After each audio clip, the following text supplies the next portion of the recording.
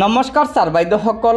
প্ৰখৰ ৰ'দ আৰু অত্যাধিক গৰমৰ বাবে ৰাজ্যৰ বিদ্যালয়সমূহৰ পাঠদানৰ সময়সূচী আগুৱাই দিছিল ৰাজ্যৰ বহুকেইখন জিলাৰ জিলা শিক্ষা বিষয়াসকলে।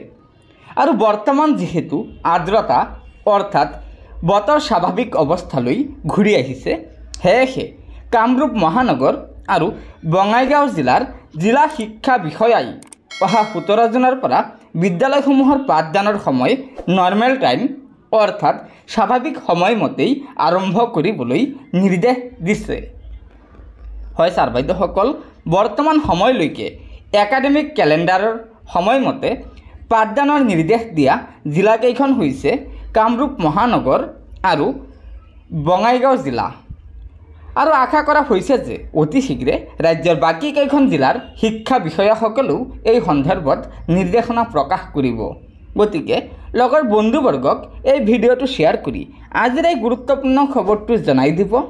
আৰু নতুনকৈ অহা ছাৰ বাইদেউসকলে অনুগ্ৰহ কৰি আমাৰ এই চেনেলটো ছাবস্ক্ৰাইব কৰি ল'ব। ধন্যবাদ। জয় আই অসম।